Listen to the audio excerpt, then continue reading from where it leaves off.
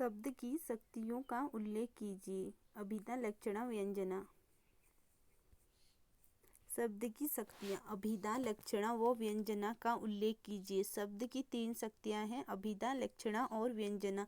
शब्द 3 प्रकार के होते हैं, वाचक, लक्षणा, व्यंजक। शब्द के 3 प्रकार के अर्थ प्रकट होते हैं, वाच्यार्थ, लक्षणार्थ तथा व्यंग्यार्थ। इन तीनों अर्थों की प्रतीति 3 प्रकार की शक्तियाँ अभिधा, लक्षणा और व्यंजना द्वारा होती है। शब्द शक्ति शब्द का अर्थ बोल वाली शक्ति कहलाती है। शब्द शक्ति को संक्षिप्त में शक्ति कहते हैं। इसे वृत्ति या व्यापार भी कहा जाता है। सरल शब्दों में अभिधा किसी शब्द का शाब्दिक अर्थ, लक्षणा किसी शब्द का अलंकारिक अर्थ, व्यंजना किसी शब्द का सूचक भाव, किसी शब्द का शाब्दिक अर्थ। अभिधा जिस शक्ति के माध्यम से शब्द का साक्षात संकेतित पहला मुख्य प्रसिद्ध प्रचलित पूर्व विदित अर्थ होता है, उसे अभिधा कहते हैं। जैसे बैलपट है, इस वाक्य को संख्या ही बैल नाम एक विशेष प्रकार के जीव को हम समझते हैं, उसे आदमी या किताब नहीं समझते। यहाँ बैल वाचक शब्द है जिसका मुख्यार्थ विशेष जीव है।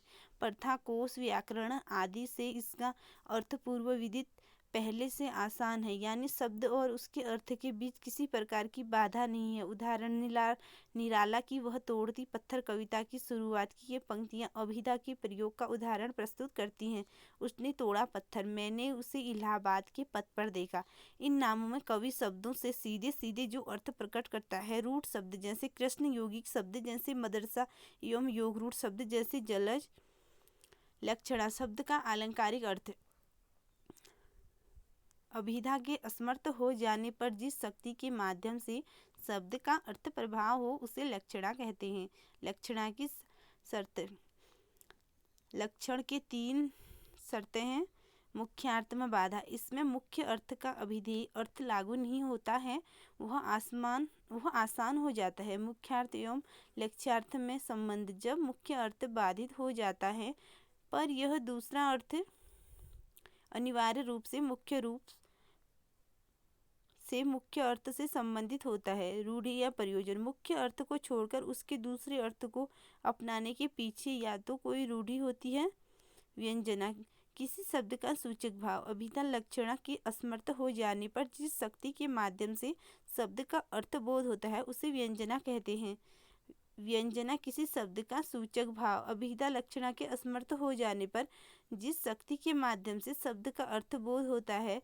दूसरे शब्दों में शब्द के जिस व्यापार से मुख्य और लक्ष्य अर्थ से विशेषण अर्थ की विशेषता हो उसे व्यंजना कहते हैं। व्यंजना के भेद, व्यंजना के 2 भेद है, शाब्दी व्यंजना, आर्थी व्यंजना। शाब्दी व्यंजना शब्द पर आधारित व्यंजना को शाब्दी व्यंजना कहते हैं। आर्थी व्यंजना अर्थ पर आधारित व्यंजना को आर्थी व्यंजना कहते हैं।